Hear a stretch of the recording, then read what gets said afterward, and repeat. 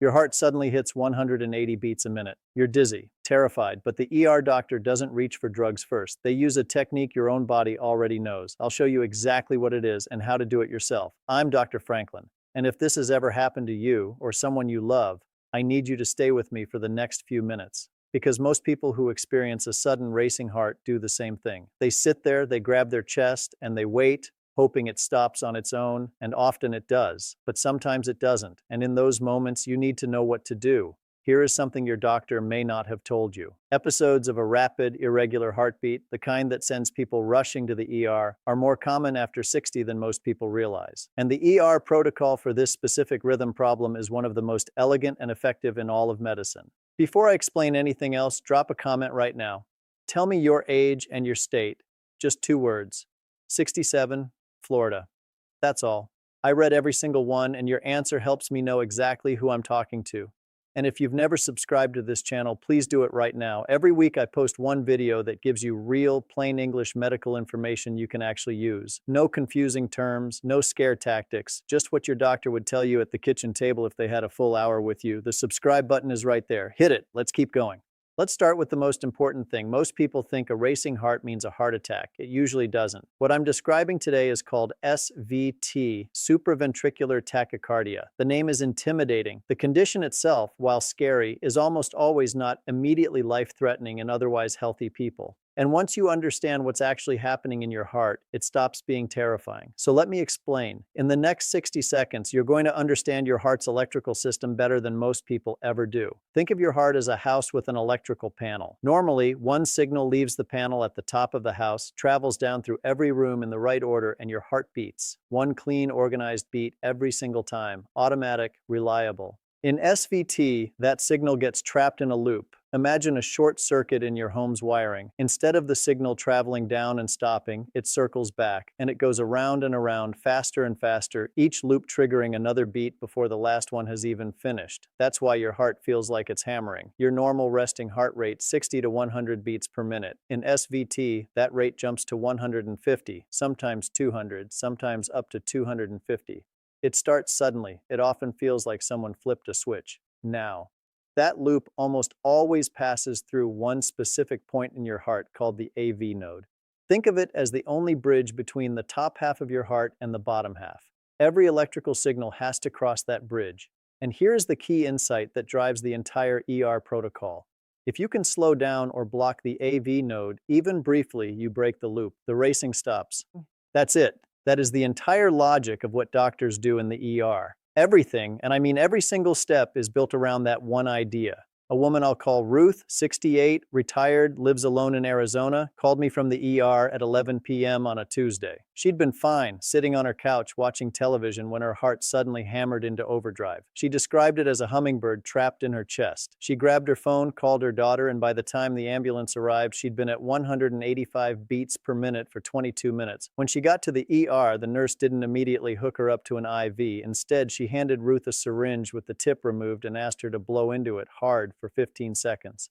Ruth thought the nurse had made a mistake. She hadn't, and in 6 minutes, Ruth's heart was back to 72 beats per minute. No medication, just a technique. That syringe technique has a name, and the research behind it is remarkable. It's called the Modified Valsalva Maneuver, and I want to walk you through exactly how it works and why, because this is something you can actually do yourself at home before you ever call 911. Here is the protocol the American College of Cardiology, the American Heart Association, and the Heart Rhythm Society, the 3 highest authorities in cardiac care, actually recommend as the first line of treatment for SVT. Step 1 is not adenosine. Step 1 is not a shock. Step 1 is using your own body. There are 2 versions of the Valsalva maneuver, the classic version and the modified version. The classic one, people have been doing for decades. You bear down like you're straining to lift something heavy. That alone helped about 17 out of every 100 people. Then researchers asked, what if we added one more step? What if, right after the strain, we raised the person's legs? A landmark study called the REVERT trial tested exactly that. They enrolled hundreds of patients having active SVT episodes in emergency departments. The modified version stopped the racing heart in 43 out of every 100 patients. The old technique, 17, nearly 3 times more effective. And those results have been confirmed by a pooled analysis of 6 separate studies. So what's happening in your body when you raise your legs? When you strain hard, blow into a syringe, or squeeze into your closed fist for 15 seconds, you increase the pressure inside your chest. That pressure briefly slows the blood returning to your heart, and your body, sensing that drop, temporarily speeds up even more.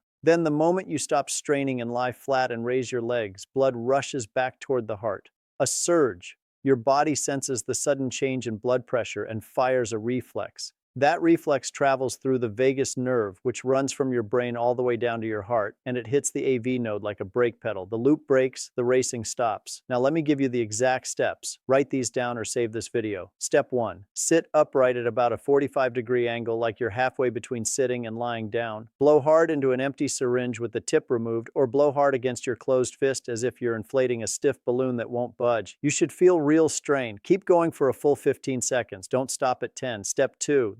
The exact moment you finish blowing, lie flat on your back. Have someone raise your legs to 45 degrees and hold them there. If you're alone, prop them against a wall. Hold for 15 seconds. Step 3. Come back up to a sitting position. Stay calm. Breathe normally. You can do this at home. You can do this while waiting for the ambulance. You can do this before you've even fully understood what's happening. The key is starting it quickly, because the sooner you attempt it, the higher the success rate. Now, I want to be honest with you about what to expect. This does not work for everyone. For most people, roughly 4 in 10, it stops the episode entirely. For others, it slows the heart rate without fully converting the rhythm. And for some, it doesn't work at all. That doesn't mean something is seriously wrong. It means you move to step 2, which the ER team is ready for. When to stop and call 911 immediately. If you feel chest pain that doesn't go away, not just a flutter, actual pressure or squeezing in your chest, if you feel like you're about to faint, if you're struggling to breathe, if the episode has been going on for more than 15 minutes without any sign of slowing, don't wait. Call 911. There's one other maneuver your doctor might use. It's called a carotid sinus massage. Gentle pressure on the side of the neck. I'm not going to teach you this one because it carries real risks in anyone who has had a prior stroke or has narrowing of the carotid arteries. Your ER team will decide if it's appropriate, but I want you to know it exists so it doesn't surprise you. If the physical technique doesn't convert the rhythm, the ER team has a medication that works in 9 out of 10 patients. It's called adenosine.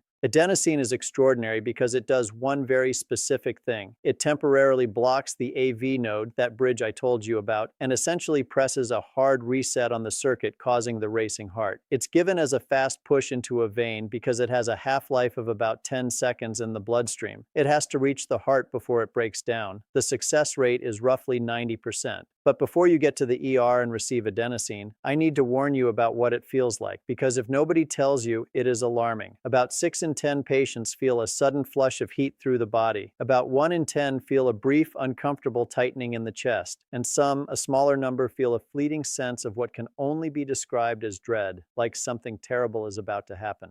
That feeling is real, and it is completely harmless. It lasts 4 to 7 seconds.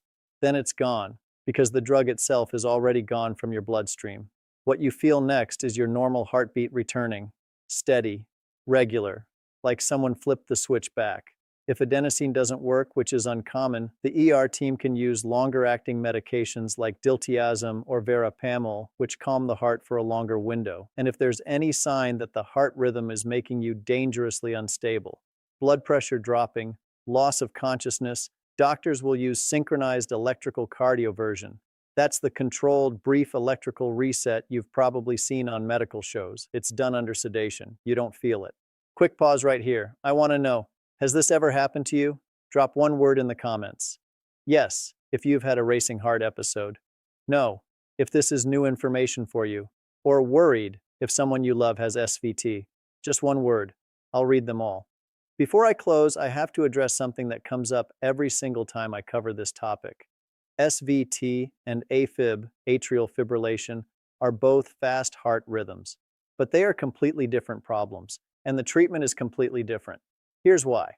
SVT depends on the AV node as part of its electrical loop. Break the AV node signal and you break the arrhythmia. That's why vagal maneuvers and adenosine work. AFib is different. In AFib, the chaotic electrical signals are firing from hundreds of places in the upper chambers of the heart, all at once. The AV node is not part of that circuit. It's not driving the problem. Adenosine may temporarily slow the ventricular rate in AFib, but it will not convert AFib back to normal rhythm. If your doctor has told you that you have AFib, the management strategy is different, it's longer term, and it's worth its own video. I'll link that in the description. If you have frequent SVT episodes happening more than once or twice a year, disrupting your quality of life, there is a permanent solution worth asking your cardiologist about. It's called catheter ablation. It's a minimally invasive procedure that goes in and eliminates the abnormal electrical circuit in your heart. For the right patient, it can be curative. That conversation is worth having. Here is what I want you to do with what you just learned. Print out or screenshot the modified Valsalva steps. Put them somewhere you can find them, not because you will definitely need them, but because the worst time to learn a technique is when your heart is racing at 190 beats a minute and you're alone at 2 a.m. Tell one person in your household. Walk them through the leg raise step. It's one practice, 30 seconds. It could matter. And at your next appointment, ask your doctor 2 questions. First, am I a good candidate to use the modified Valsalva at home if this happens again? Second, based on the frequency of my episodes, is catheter ablation worth discussing? Those 2 questions can change the trajectory of how you manage this for the rest of your life. A man I'll call George, 71, retired postal worker, Tennessee, had his 3rd SVT episode 6 months after his 2nd. His wife had watched this video. When his heart hit 175 beats a minute, she sat him up, handed him their plastic straw, and timed him. 15 seconds of strain. Legs up, 15 more seconds. He felt his heartbeat stutter and then settle. 68 beats per minute. He cried. She cried. They never went to the ER. That knowledge is what this channel is for. If this video helped you or gave you one piece of information you didn't have before, do one thing. Share it with someone you love, a spouse, a sibling, a friend, because they may need this at 2 a.m. when they can't think clearly. And subscribe if you haven't, because next week I'm going to explain why some people's hearts stay in SVT for hours and the one test that predicts who's at risk. You don't want to miss it. I'm Dr. Franklin. Take care of your heart. It's working hard for you, even when it's working a little too hard. This video is for general educational purposes only. Nothing in this video should be taken as medical advice, and nothing should replace a conversation with your personal physician. If you're experiencing a cardiac emergency, call 911 immediately. Composite patient stories are illustrative and do not represent any specific individual. This channel uses AI-assisted content production. All content has been reviewed for medical accuracy.